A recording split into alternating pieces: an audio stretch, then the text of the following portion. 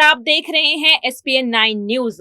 पश्चिम बंगाल में हालात एक बार फिर से बिगड़ते हुए नजर आ रहे हैं ममता बनर्जी के लिए। जी हां, महाराष्ट्र जैसी सियासत कुछ दोहराती हुई नजर आ रही है पश्चिम बंगाल में, जब एसएससी स्कैम से ममता बनर्जी की जो पार्टी है उसका खुलासा हुआ है। दरअसल ममता बनर्जी के पार्टी के एक मंत्री के ऊपर ईडी की कार्रवाई हुई और जिसके बाद लाखों करोड़ों रुपए और सोना जो है बरामद हुआ है। और अब इसी सिलसिले में हो सकता है कि ममता बनर्जी से भी पूछताछ हो, लेकिन अब मामला यही है कि ममता बनर्जी की क्या कुर्सी खतरे में है, क्योंकि बीजेपी इशारों में ये संकेत जरूर दे रही है कि पश्चिम बंगाल में उनकी वापसी हो सकती है। और ऐसा इसलिए भी हो रहा है क्योंकि बीजेपी के नेता मिथुन चक्रवर्ती का कहना है कि टीएमसी के कई सारे विधायक उनके संपर्क में हैं और अब महाराष्ट्र जैसे सियासी संकट पश्चिम बंगाल में भी देखने को मिल रहे हैं। लेकिन सवाल यही उठ रहा है कि ईडी की कार्रवाई अब उनके मंत्री से हटकर क्या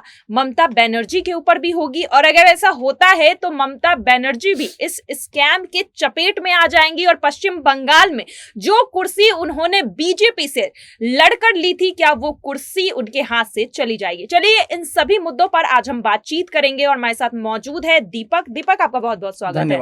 दीपक, जिस तरह से पश्चिम बंगाल में देखा जा रहा है कि एक स्कैम में जैसे जैसे मंत्रियों का खुलासा हो रहा है, क्या इस स्कैम में ममता बनर्जी भी चपेट में आ सकती है? क्योंकि ममता बनर्जी देखा जा रहा था कि शुरुआती दौर में चुप थी, लेकिन 5 दिनों के बाद वो मंत्री को इस्तीफा देने पर मजबूर करती है। उन्होंने जो है पद से हटा दिया और टीएमसी पार्टी से भी बर्खास्त कर दिया है।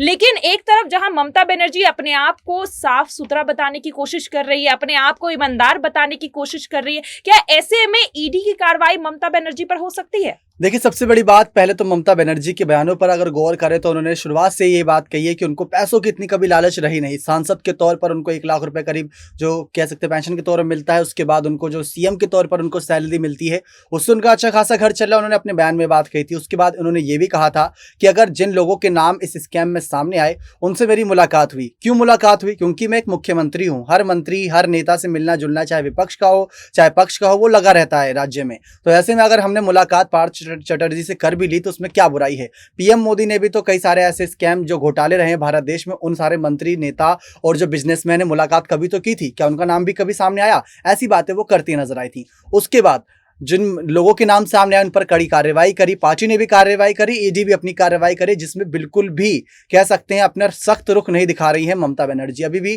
कई सारी बातों को लेकर चुप्पी साधे हुए हैं। आज ही एक खबर सामने आई कि पीएम मोदी से उनकी मुलाकात हो सकती है बहुत जल्द।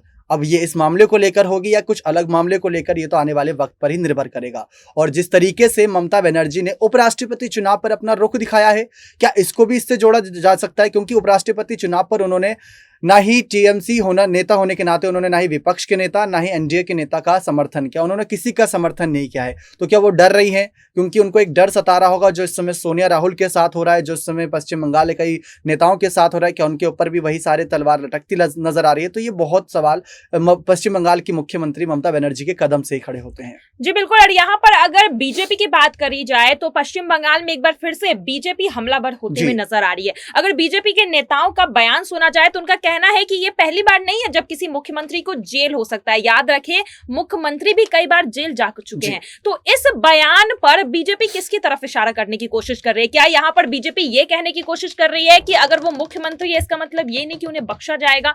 आजकल मुख्यमंत्री को भी जेल हो सकती है और पहले भी होती आ रही है। तो ऐसे में ममता बनर्जी के जेल जाने के कितने चांसेस है? क्योंकि यहाँ पर बीजेपी लगातार ये दावे कर रही है कि हो सकता है आने वाले समय में मुख्यमंत्री को भी जेल जाना पड़े। देखिए, सबसे पहली बात, जिस नेता का नाम सामने आया सब स्कैम में, उसको तो बर्खास्त कर दिया गया, उनके पद से पार्टी से निकाल दिया गया, ये खबरें हैं। लेकिन इसकी बात रही बात ममता बनर्जी की, तो ममता बनर्जी पर अभी तक ऐसी कोई जांच की जो कह सकते हैं कार्रवाई नहीं होती नजर आई। तस्वीरों में कई बार एक साथ मंच पर नजर आए हैं, जहां पर एक दूसरे के साथ बधाई देते नजर आए, एक दूसरे के साथ बैठे नजर आए, गुफ्तगू करते नजर आए। लेकिन उसके बाद से कुछ भी ऐसी कार्रवाई मतलब ममता बनर्जी की तरफ नहीं जा रही। अगर जा रही होती तो शायद ममता अभी तक फंस भी चुकी होती, क्योंकि पहले जो 21 करोड़ मिले, फिर उसके बाद 28 करोड़ का मामला लगातार बढ़ता जा रहा है। ये मामला रुकने का नाम नहीं ले रहा, लेकिन ममता बनर्जी को लेकर जबरदस्ती उनको कह सकते हैं इन सब मामलों में लाया जा रहा है ताकि उनका भी नाम हो और सेंधमारी हो, फूट हो। जो महाराष्ट्र में हुआ वही पश्चिम बंगाल में हो, जो महाराष्ट्र में सत्ता परिवर्तन 2.5 साल के बाद हुआ वही सत्ता परिवर्तन यहां पर भी देखने को मिले। सिर्फ ये मुख्यमंत्री पद तक नहीं सीमित रहेगा। क्यों? क्योंकि विपक्ष के तौर पर ममता बनर्जी जब भी कोई बड़ी बैठक होती है, चाहे राष्ट्रपति चुनाव चाहे उपराष्ट्रपति चुनाव, भूमिका उनकी बहुत बड़ी रहती है। तो आने वाले प्रधानमंत्री चुनावों में जितने भी विपक्षी खेमे हैं, आप गौर करिए, उद्धव ठाकरे की चाहे आप बात ले ले, चाहे राजस्थान में गहलोत सरकार की बात ले ले, ऐसे कई सारे, चाहे आप केजरीवाल की बात ले ले जहां पर उनके भी कई नेता जेल की सलाखों के पीछे जाते नजर आए। तो हर उस राज्य में ईडी और सीबीआई का शिकंजा जाता जा रहा है जहां जहां विपक्ष ज्यादा आवाज बुलंद कर रहा है। ये हम नहीं बल्कि कई मीडिया रिपोर्ट्स दावा करती है। और पश्चिम बंगाल की अब ममता बनर्जी मुख्यमंत्री के तौर पर फंसती नजर आएंगी, उनको जेल जाना पड़ सकता है। ये सारी खबरें अब फैलाई जा रही हैं, लेकिन किन बुनियाद पर, उसके पीछे की वजह क्या है, क्या सबूत है जो ममता बनर्जी को जेल के सलाखों के पीछे तक ले जाएगा? हम मुख्यमंत्री की बात कर रहे हैं, कोई निगम पार्षद या विधायक की बात या सांसद की बात नहीं है, मुख्यमंत्री की बात कर रहे हैं। जी बिल्कुल, और यहाँ पर बात मुख्यमंत्री की हो रही है तो सत्ता की भी होनी चाहिए। देखा जा रहा है कि आने वाले समय में जिस तरह से बीजेपी अपने पैर पसार रही है, जहां पर उनकी सरकार नहीं होती है वहां पर हर तमाम कोशिश बीजेपी करती है अपनी सरकार बनाने की। महाराष्ट्र में ये ताजा एग्जाम्पल जो है, उदाहरण हमने देख लिया। क्या वही उदाहरण जो है पश्चिम बंगाल में भी बीजेपी सेट करने की कोशिश की जा रही है? बीजेपी के द्वारा जो ईडी की कार्रवाई अभी हो रही है, क्या यहाँ पर बीजेपी अपना पैर जो चुनाव के टाइम नहीं पसार पाई थी, ममता बनर्जी ने जिस तरह से चुनाव के टाइम पर है अपना दबदबा दिखाते हुए सीएम की कुर्सी जो हथिया ली थी, क्या उस कुर्सी को छीनने के फेर में है यहाँ पर बीजेपी? देखिए, सबसे बड़ी बात इस समय देखें तो कई सारे विशेषज्ञ जो हैं वो ये कह रहे हैं कि बीजेपी इस समय मिशन लोटस पर है। मिशन लोटस का यहाँ पर नाम इसलिए दिया गया क्योंकि हर जगह सेंधमारी कर रहे हैं, फूट डाल रहे हैं, सीधा जो बड़े बड़े उनके मुखिया हैं उनको निशाना बना रहे हैं। जैसे अगर महाराष्ट्र में उद्धव ठाकरे की बात करें, दिल्ली में केजरीवाल की बात करें, या गहलोत की बात करें, या फिर अब पश्चिम बंगाल की ममता बनर्जी की बात कर ले, तो सभी मुखियाओं पर निशाना साधा जा रहा है, ना कि उनके मंत्रियों को। पहले हमने देखा था मध्य प्रदेश में ज्योतिरादित्य सिंधिया को अपने खेमे में किया गया, लेकिन अब खबरें कि आने वाले चुनावों में मध्य प्रदेश की राजनीतिक कमान ही ज्योतिरादित्य को सौंप दी जाएगी। तो ऐसे कई सारे फैसले जो बीजेपी ले रही है, मिशन लोटस को लागू कर रही है और अच्छे से चलाकर उन्हें कामयाब भी कर रही है। लेकिन कुछ लोग कह रहे हैं कि ये मिशन लोटस नहीं बल्कि मिशन लूटस है, ताकि आने वाले वक्त में उन सबको लूट ले, उनका पूरा ही पार्टी का नामो निशान मिटा दे, उनके सारे मंत्रियों को अपने हक में कर लें। तो ये जो आंच है वो बड़ी तेजी से हर राज्य में उन मंत्रियों पर जाती जा रही है जो विपक्ष के तौर पर ज्यादा आवाज बुलंद कर रहे हैं। तो वहां से बिल्कुल पूरी तरीके से खामोशी नहीं रहेगी। लेकिन ये मामला आप समझिए कि मामला ये किस ओर जा रहा था, लेकिन किस ओर लेकर जाया जा रहा है। जहां शिक्षा मामले से जुड़ा है, लेकिन शिक्षा को लेकर अभी तक किसी ने आवाज बुलंद नहीं करी है कि एसएससी घोटाले को लेकर अगर ये सारी मामले हैं, शिक्षा किस ओर जा रहा है देश का, उसको लेकर कोई नेता अभी तक नहीं बोला। बस हर कोई ये कह रहा है कि ममता की गिरफ्तारी होनी चाहिए। जी बिल्कुल, यहाँ पर फिर से एक बार राजनीति तेज हो गई है। पश्चिम बंगाल में ममता बनर्जी की कुर्सी कहीं ना कहीं खतरे में लग रही है और बीजेपी इस कुर्सी को छीनने के लिए पूरी तैयार बैठी है।